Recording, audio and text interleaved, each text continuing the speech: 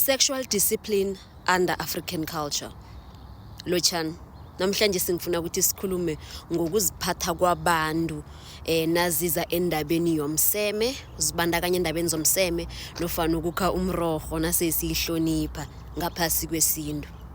Yabona ubukhobonga, which is slavery in English, kuslimazile sibabantu. Kuslimaze khulu ngokomkhumbulo begodu kwangangokuthi asiboni ukuthi slimele kangangani. We are still captured, we are still mentally enslaved even today. Kunama ideas abasinikele wona namhlanje sasasilawula. We think we are free. We think as black people, as Africans, we are free. But we are not. We are still mentally enslaved because even today sisalandela ama ideas nofana imithetho efeyila ebuye makhuweni no to live impilo zethu. Kufana nento yokuthi batsho indoda ayikwazi ukuhlala ingayi emsemeni. Ayikho into leyo. Thina sibelethwa amaqhegu, we are a product of ancestors ebebahlala bangazibandakanya endabeni zomseme, ebebaba celebrate or ebebahlala bazila banga indoda ingahlangani nomfazi. And bebanayi discipline leyo because of, if you can check ngizokwenza ama practical examples and abantu inengi leni nizokuba offended, but I am going to make practical examples because mina if I don't, who's going to? Mina I'm here to speak about the things engafuni ukukhuluma ngazo. Ngizokubuza imibuzo engafuni nokuyibuza. Thina sibelethwa amaqhegu ebekakhipha ingoma endazi ukuthi ingoma iyazilelo.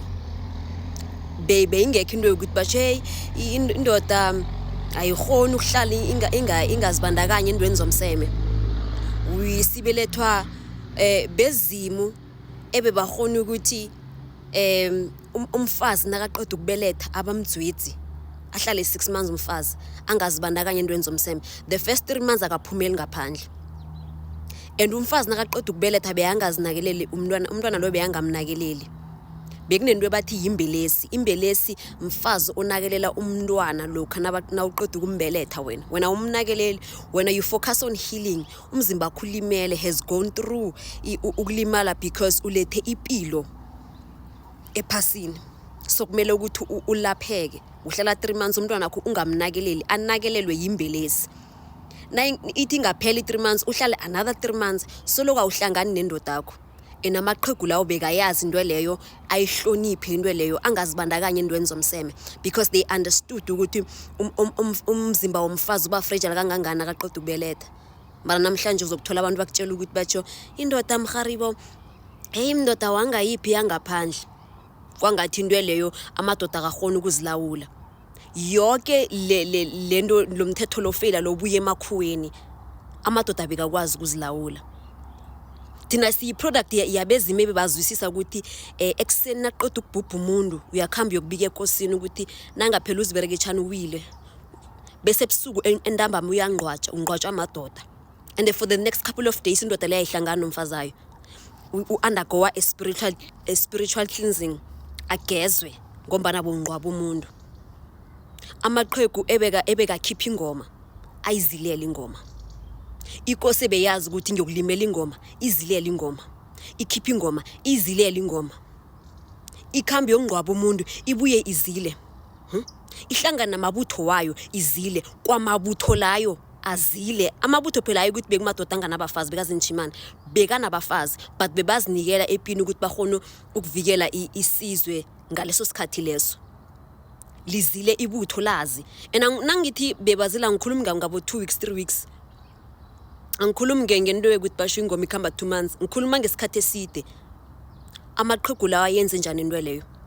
It means bekune sexual discipline. Bebane spiritual discipline. If amaqhegu lawo abezimi bethu they could do into enjalo, maye bethu laba namhlanje sibaka 2025 abhalelwa yini? It's because people are captured by the system. It's because amadoda wethu alinyaziwe mentally. They are made to believe every day on their timelines they are being programmed ukuthi baqabanga ukuthi abakhona ukuzilawula sexually. Hey mina mfongeze ngahlala iveke ngingahlangana nomfazi. It's ayikho into enjalo. Ingana abo bamkhulu bebayenza into leyo. It's I don't even have to say into engaziwako. Umuntu nakayiqudeni umntwana uyamzilela. Umuntu nakahugelako umntwana uyamzilela. So how come ukuthi abantu ababa dedicated, they carried out amasiko philo athize, beba understanda isidingo sokuthi bangahlangani nomfazi imveke inyanga eziningi bangahlangani nomfazi babuye babe right.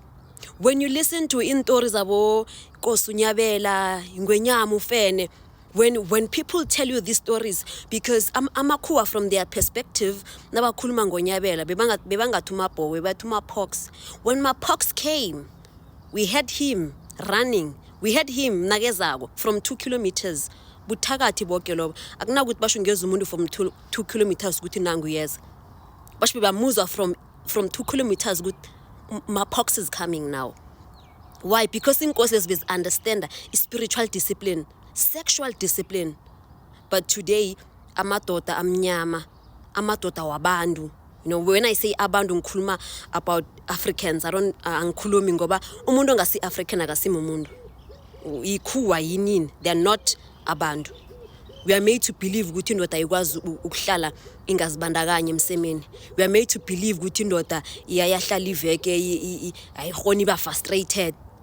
Yonke into leyo it's ungahoni kwethu kokuzilawula kokuzibamba ukuthi singazibandakanye endweni zomseme.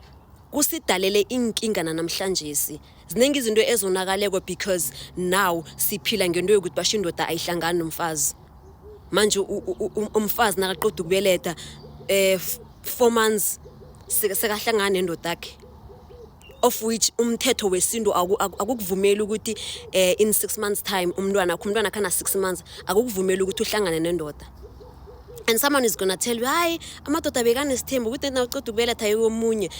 Amadoda anesithembu bekapregisa once wachisa umfazi omunye wachisa indoda iyachisa vele benipregisa nonke. Therefore uthola abafazi abayi4 bonke njalo they are pregnant bazithwele.